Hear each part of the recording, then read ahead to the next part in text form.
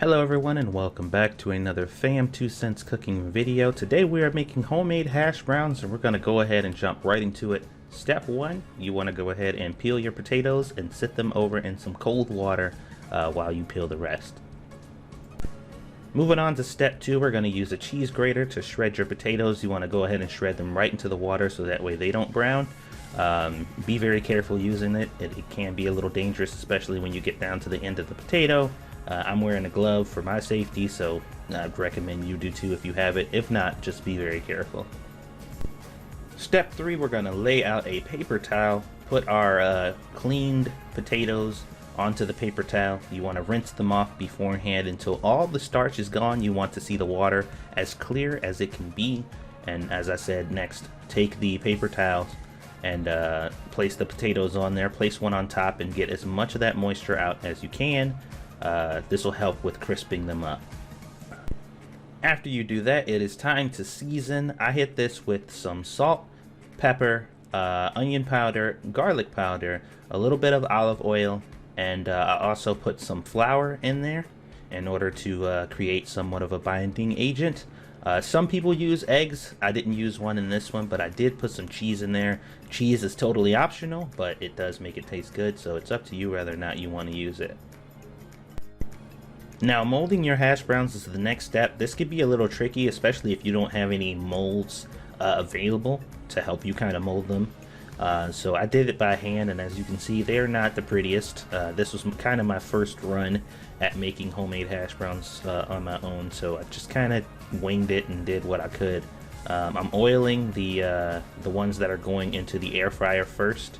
And we're going to go ahead and place those in the air fryer, and then next we're going to get ready to pan sear the other two because this is a versus video. So now that your first batch of hash browns are sufficiently oiled and placed into the air fryer, they're going to take a bit of time to cook. You want to go ahead and put some oil and butter into your skillet.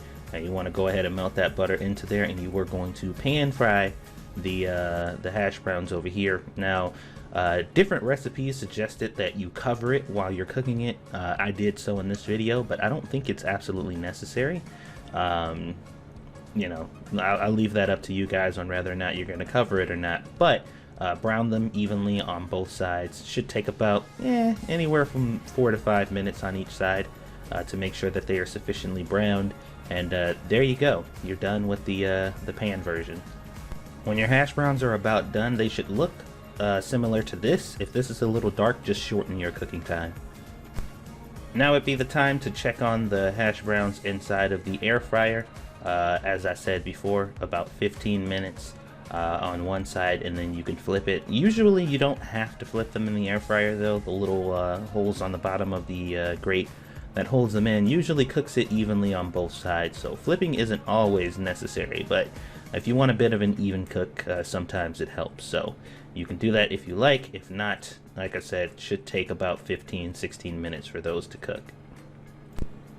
And there is the final product. The hash browns on the left side were the ones cooked in the pan. The ones on the right were cooked into the air fryer. Now, if I had to give you which one is better, I'd probably say the ones on the right that were cooked in the air fryer. They are a lot less oily and they have a bit less of a burnt taste to them. Seem to cook a little bit more evenly too.